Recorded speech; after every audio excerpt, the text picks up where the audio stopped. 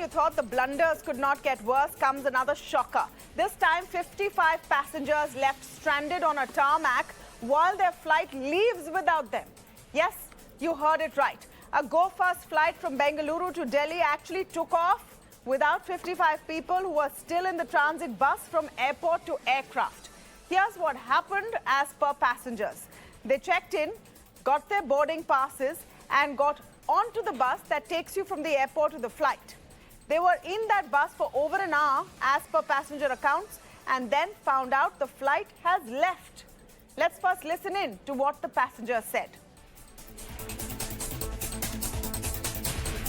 Around 1 घंटा उसी बस में रहने के बाद हम लोगों ने ड्राइवर से बहुत ज़्यादा रिक्वेस्ट भी किया और उनको थोड़ा स्ट्रांगली भी बोला कि आप कहाँ लेके जा रहे हो, फ्लाइट किधर है. एंड देन फाइनली उन्होंने अराइवल गेट्स के पास बस को पार्क किया और फिर बहुत उनको बोलने के बाद गेट खोला गया. फिर हम लोगों ने कुछ सीआरपीएफ के लोगों को अपनी प्रॉब्लम बताई. उसके भी करीबन 10-15 मिनट बाद गो एयर का स्टाफ आया, गो फर्स्ट का स्टाफ आया और फिर उनको भी काफी समय लग गया ये समझने में कि हम किस फ्लाइट से हैं और हुआ क्या है. So they were also not sure कि what is the problem. And then around 7:20-7:30 a lot of people came from Go Air and then they told us कि flight तो already it has taken off and around one bus has been left behind. Really surprised is when we came back 1 hour after the bus, nobody knowed, even security doesn't have the proof where it went and airlines doesn't have. They were shocked why this has happened because 1 hour in the bus they didn't have information and driver didn't give information to nor the airlines nor the security, say that I'm stuck in the traffic, I'm not able to take the passenger. It is so unprofessional way of handling passengers.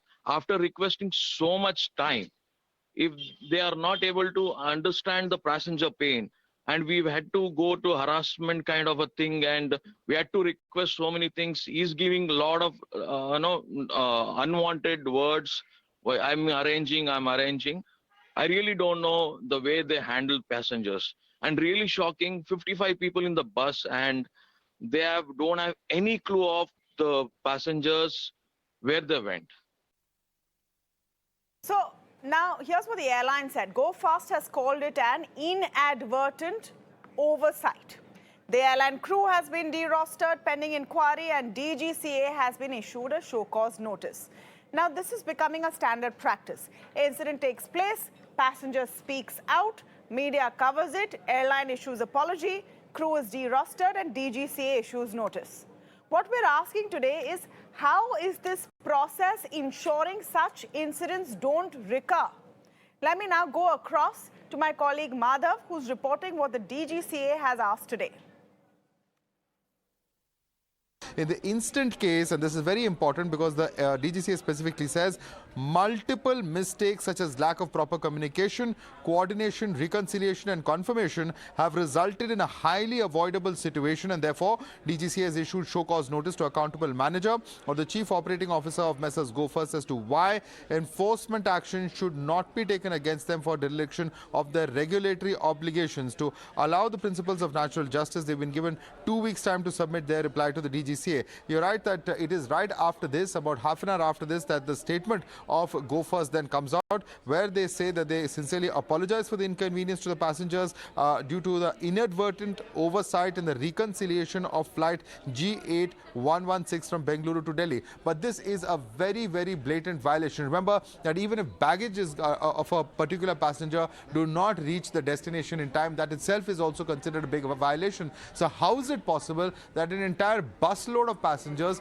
were not on board the aircraft and nobody spotted it, from the ground handling staff to the passengers manifest that is in fact there with the staff who are inside the aircraft? How is it that on multiple levels there has been such a huge miss? And we're not talking about 1 or 2 passengers here, we're talking about an entire busload. It's a very, very glaring lapse. It's a big violation, and certainly the DGCA has taken very serious note of of it, and that's why now an inquiry has been initiated by the airline itself internally. At the same time, they have de-rostered the crew pending inquiry. Remember, this is very significant. The crew have been taken off the roster because very clearly the cabin crew also have a very important role to play. The pilot in charge also has an important role to play as far as the fact that 50 whole passengers were not present inside the aircraft, whereas they would have very much been part of that list or the passenger manifest that is given, where their names, their details, their age, etc. All of those details would have been shared. Despite that, they were not present on board the aircraft.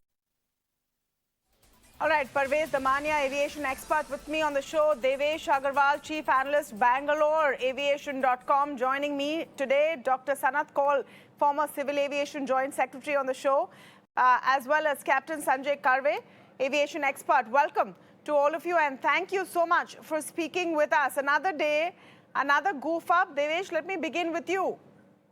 Mr. Agarwal, how does it even happen that you forget passengers? It's quite a strict process. Tamanna, firstly, thanks for having me over. This is something that, just, I don't even know how to, where does one begin? I mean, this is a mess up of, one just has to shake their head and essentially smile because there is no logical explanation at all, okay? Madhav just pointed out, 50 people, okay? The A320 accommodates 180 people. That means 25% of the plane. Let's assume the plane is totally full. It's more than 25. Almost 30% of the plane is missing. Exactly. One assumes you'd notice that. Cabin crew would notice it. The guy who's, taking the, they take the stub of the boarding pass when they get on board. Heck, you have a pilot here. Ask him if 25% of the payload is missing. How are the weights and balances of his plane going to work out? He's going to fly the plane and suddenly things are not going to be there. It's not going to... the manifest will not match up. The load and trim sheet will not match up. The pilot will notice it. Everybody should have noticed it. I don't even know what to say. Really, this is beyond a thing. But you pointed out earlier something very important. You said, this is a pattern of events. Something happens. The media is the watchdog. They are the ones who bring it to the fore. The government says, I'm going to do this. And then after that, 7 days later, everybody forgets about the incident. The secret, I think, right now is I would urge the media become more, increase your watchdog ness, for lack of a better word. Go back to the government. I agree, Devesh. We are doing our job, but frankly, it's also the role of social media, because this began when Go First passengers started tweeting out what had happened to them. And then media picked it up, etc. A lot of this is coming out because of that. There is someone who has tweeted out pictures of a mid-air scuffle, and we'll play out those pictures on an airline where one passenger gets so unruly, he decides to take off his shirt and beat up people.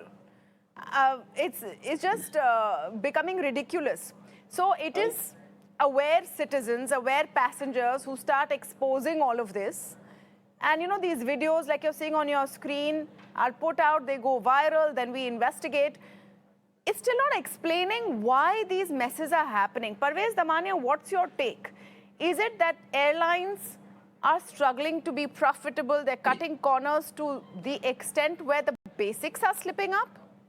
We have to ask the tough questions today. It can't just be an oversight. You can't forget 25-30% of your passenger list. Devesh, you congratulated the media. That is very good. But let's accept that this is not the media's job. It is the job, safety of the passengers, running an efficient airline. Making no mistakes is the job of the airline itself.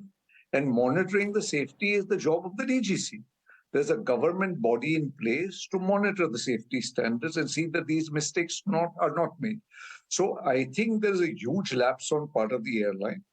And of course, you pointed out this thing very important, that the load, trim sheet, the amount of fuel taken, all the calculations are based on the number of passengers and per passenger weight calculated. We are not talking of 1 or 2 passengers missing. We are talking of 55 passengers missing. Means 55 multiplied by 100 kg. That is the amount of load that was being carried less. So how can anybody not have realized? How can a bus go missing? I can understand that a luggage, 1 or 2 bags can go missing, or 1 or 2 passengers can't be found and they miss the flight.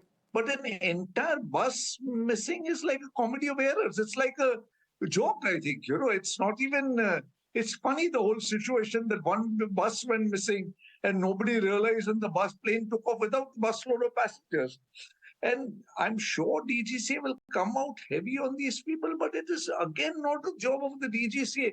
It is first job of the airline to deliver. If I have bought a ticket, Mr. Damania, 1 minute. I want to understand this. You're saying it's not the job of the DGCA, it's the job of the airline.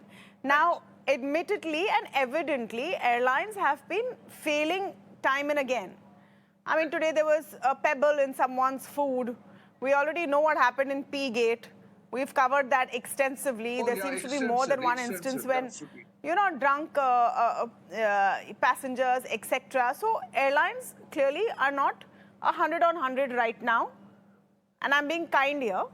So whose job is it to make sure that they do their job? Who's the watchdog here? Isn't it DGCA? There are safety checks in the airline itself. There are quality control managers. There are certain DGC appointed people who maintain the standards in the airline. So it is their job first. And only when they do something stupid or serious, then the matter goes to the airline. But it is the airlines that have to shape up. It is the airlines that have to run a more efficient ship. Today, if I have bought a ticket at the price that you advertise on the net for 10,000 rupees, after I buy the ticket and I pay the fare that you want, then it's your job to take me from A to point to B safely and efficiently. Somebody might have missed a meeting, somebody might have missed a funeral, somebody might have missed some other work. So who's going to make repay for that? You just going to change the ticket or give another ticket, but something cannot be compensated by just change of ticket. So I think the airline, I don't know whether, I think this is not a question of cost cutting. This is just pure inefficiency. I think this mistake is just an inefficient setup, mistakes on part of the airport management, and that is why this whole goof-up has occurred. And I think it's very, very stupid. The whole thing is really very shameful what has happened. Okay, I want to understand from Captain Sanjay Karve. First, how something like this could have happened? What was the pilot doing? Could they have possibly not noticed? And what does it mean when they say the crew is de-rostered? Is that sufficient quote-unquote punishment? Because a woman came on our channel today and said she'd missed her meeting. People have paid for that ticket because they need to get somewhere on time. Is it enough to give them one ticket extra and say, now chalo, be happy? Now, honestly speaking, I don't agree with any of the explanations given by Go First. The pilot of the aircraft signs a load and trim sheet, which tells him what is the weight of the aircraft. And depending on the load and trim sheet, he decides on his V1 and V2, rotational speed of the aircraft. If you got 3.5 tons less load on the aircraft, your speed changes. So you're obviously unsticking the aircraft at a different speed than what you had calculated for. When he's calling the ATC, he is telling him so many souls on board. Now there were so many warning signs. The cabin crew in charge, as the passenger manifest, she should have also realized that I got 50 souls less, and she could have briefed the PIC that, look, we have manifested 160, but we got 110. The gate would have definitely informed them that we have checked in or we have 140 passengers have crossed the gate. What is today happening is everyone has got bogged down with this OTP, on-time performance. If you recollect, 3 days ago, there was a case in Delhi when the Indigo flight at 6:30, they pushed everyone out of the gate onto the tarmac, 6:30 in the morning, and the aircraft was not ready to be boarded, and people were standing outside the aircraft. But as far as the airline is concerned, gate closes at 6:15, the gate had closed at 6:15. Same probably has happened with Go First. Our gate closes at 5:40, we have closed the gate at 5:40. Now, whether the passengers board or not, that is not their problem. There is a flight dispatcher who is approved by the DGCA. There is an operations officer. There is an accountable manager. All of these are responsible people who are approved by DGCA. The PIC who's got a load and trim sheet. which is a very important document for flight. The CIC, who's got the passenger manifest. So there are so many people who are goofed up in this entire chain. You really can't blame DGCA. It is like asking the traffic cop that you monitor each and every vehicle on the road and ensure that he doesn't jump lane. It is not possible. It is an individual responsibility to stick to the rules and regulations which have been made for the benefit of everyone. This is a sheer case of carelessness. I want to get Mr. Kaul in this. So now Captain Karve has equated the DGCA to a traffic cop. That you can't, catch every offender. But just taking that example forward, traffic cops can put the fear of God in bad drivers by making an example of one. That's what they do with hefty fines. That's what they do with special drives. And then no one else wants to mess around. Where does that happen with DGCA? What is the role of the DGCA? I want to understand as a citizen, as a viewer, as a journalist, what happens after this notice? Okay, the primary function of DGCA is safety. He's a safety regulator. So let's put the fighting inside an aircraft, the peeing incident, these are all safety related issues. And he has to come heavily down onto the airline because the management of a flight is by the airline and airline is fully responsible. And I have mentioned earlier, the airline is fully responsible of how much alcohol to give to individual passengers or not to give. So in one case in which I was traveling, one person was misbehaving after drinking too much. The crew stopped his further drinks. He insisted that he's allowed. It was an international flight. They made a note, got all the members of that cabin to sign, and he was told that he will not get any more drinks.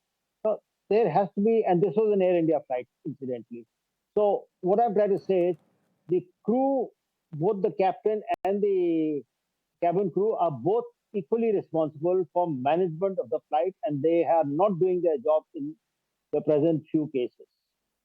As regards the people left out, yes, again, as Captain earlier speaker, Captain Kharke, I think, he said that the manifest is with them, with the captain. They should realize that passengers are not coming. They should check it up. They can't say that we never thought of them. So it's so everywhere I think airlines come first. They have to manage what is happening in the system. I don't know.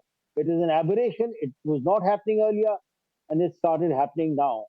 The ticket prices are not related to this. But I can also say one thing, that under the European EU rules, if you miss a flight or there's something happening, there is a heavy penalty which you have to compensate. These are not related to this. The point we are making is that it is not that air travel is free or cheap or subsidized.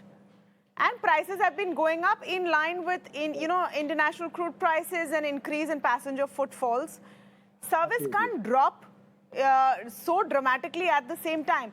But coming back to my question, you're saying that the crew is responsible, the pilot is responsible. Agreed. What is the role of the DGCA? And what will this show cause notice do? Does it make a difference at the end of the day, or does it happen? Does it go back to business as usual? If DGCA is strict, he can stop the crew and the pilots from they suspend their license. They cannot fly for months. They don't get their salary. I mean, the allowances that they get flying. It's a big insult for a pilot, and they have done it. Now, what they are doing now, I don't know. But for the airline, what's the impact for the airline? Oh, if the pilots are pilot and the crew are kind of what they call deroster, but basically they are suspended. They are not allowed to fly. It makes a lot of difference for the airline also. So the airline is insulted, and the reputation of the airline goes down. The reputation of, say, Air India just now is pretty much down. They have to do something to repair it. But the DGC has not done anything for that. The reputation has gone down because people have been making memes after P-Gate. That's because a journalist reported that letter to the Tata Sons chairman. And because the media house went and figured out that FIR. I don't know if the DGCA can take credit for that. No, DGCA can't take credit for that. DGCA, as I said, DGCA is authority. It's like a big policeman. The report comes to him. If the report did not come because they tried to hush it up and it came out in the press first, then DGCA in a way was kept outside the incident. But DGCA inherently has a lot of power. He can take action against the airline, and it should do it now because the things have gone out of hand now. Every day something or the other is happening. And as I said, even our rules don't give that much this thing, but the European rules give up to 600 euros for a missed flight. I mean, they should be paying these people, 50 people who miss their flights, around 600 So what euros. exactly, I'm going to take a very short break on the show, but when we come back, we're going to ask our panel exactly this question. What is the role of the DGCA and what will spur airlines to improvement? It can't just be a coincidence that we're seeing so many cases. And is the DGCA doing enough? Do they have the powers for punitive action? We're coming back with all of that after a very short break. Stay tuned.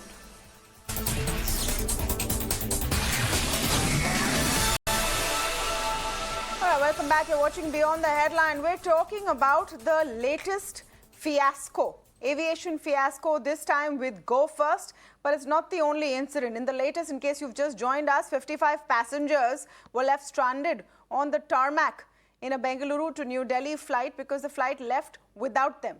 It just sort of forgot them. You've probably heard a lot of these instances in the last few days. So what's really going on? That's what we're trying to discuss this evening. Let me go back to Devesh Agarwal on the points that, Sanat Kaul made before the break on what the role of the DGCA is. I want to understand this in no uncertain terms. So can the DGCA merely give a slap on the wrist? Who is the authority which will ensure that services are adhered to? Are we going to leave it to market forces? Because then the choices start narrowing, right? If you list out their complaints against everyone. Okay, Tamanna, I'm going to request you for about a minute or two of just Sure. patient listening. See, the fundamental problem is that here the entire ecosystem is bad. It's not just the DGCA. It starts from the lowest person on the totem pole to the highest person on the totem pole. And let me elaborate with a few examples. Earlier this year, there was one particular airline that was put on the DGCA, restricted list because of the number of incidents they had. There was, doubts whether safety was being compromised because of financial issues. After that, DGCA, we're going to monitor this airline. Very good. What has been the result of that monitoring? Where is the answers from the DGCA? This is one of the things I was saying, that it's very critical that the media should keep the pressure on and revisit this case, like that. One other airline, the same airline turned around and said, we have been audited by ICAO. ICAO is the UN of the civil aviation world, International Civil Aviation Organization. It does not, and they even issued a statement that we don't audit airlines, we audit systems. They are the ones who will audit the DGCA or the Indian aviation system and determine whether it is safe or not. And I mean, despite such a blatantly inaccurate claim, nothing happened to the airline.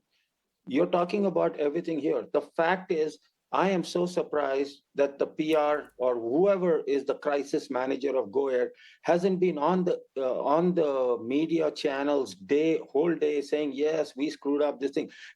For the entire day, it's no comment, no comment, no comment. Why are no active people from the airline here? Nobody is here. They have issued a statement, Devesh. Go First has issued a statement. Correct, but why are they not on the channel live defending themselves or apologizing? We have invited them. We have invited them. I know. I'm just saying that it is the attitude that theek hai, we doing what we do, and this whole thing is going to last for about 3, 4, 5 days. The news cycle will change. Everybody will forget everything. So that whole ecosystem. And all the way up, it's not that the DGCA doesn't have the powers. The DGCA has powers. They can shut down any airline they want. Okay, they have been empowered to do that.